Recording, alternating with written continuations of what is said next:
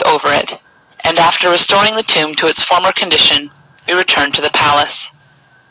But hardly had we sat down ere we heard the tom-tomming of the kettle-drum, and the tan-ta-ra of trumpets, and the clash of cymbals, and the rattling of war men's lances, and the clamors of assailants, and the clanking of bits, and the neighing of steeds, while the world was canopied in dense dust and sand clouds raised by the horses' hoofs.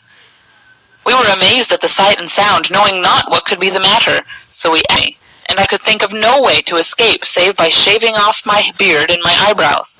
So I shore them off, and changing my fine clothes for a Kalandar's rags, I fared forth from my uncle's capital, and made for this city, hoping that peradventure someone would assist me to the presence of the Prince of the Faithful, and the Caliph who is a vicegerent of Allah upon earth. Thus I come hither that I might tell him my tale and lay my case before him. I arrived here this very night, and was standing in doubt whither I should go, when suddenly I saw this second Kalandar. So I salaamed to him, saying, I am a stranger. And he answered, I too am a stranger. And as we were conversing, up came our third companion, this third Kalandar, who saluted us, saying, I am a stranger. And we answered, We too be strangers. Then we three walked on, and together, till darkness overtook us, and destiny crave us to your house. Such then is the cause of the shaving of my beard and mustachios and eyebrows, and the manner of my losing my right eye.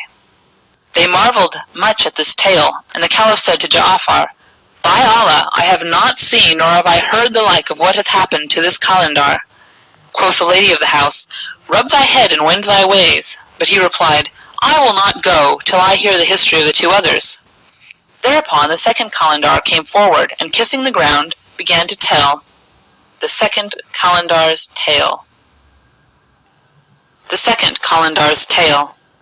Know, O my lady, that I was not born one-eyed, and mine is a strange story, and it were graven with needle-graver on the eye corners, it were a warner to whoso would be warned. I am a king, son of a king, and was brought up like a prince. I learned intoning of the Koran according to the 7 schools, and I read all manner books, and held disputation on their contents with the doctors and men of science. Moreover, I studied star lore and the fair sayings of the poets, and I exercised myself in all branches of learning until I surpassed the people of my time. My skill in calligraphy exceeded that of all the scribes, and my fame was bruited abroad over all climes and cities, and all the kings learned to know my name. Amongst others, the king of Hind heard of me, and sent to my father to invite me to his court, with offerings and presents and rarities such as befit royalties.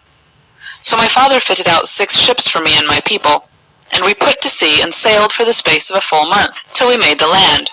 Then we brought out the horses that were with us in the ships, and, after loading the camels with our presents for the prince, set forth inland. But we had marched only a little way, when behold, a dust cloud flew up, and grew until it walled the horizon from view. After an hour or so, the veil lifted, and discovered beneath it 50 horsemen, ravening lions to the sight, in steel armor dight.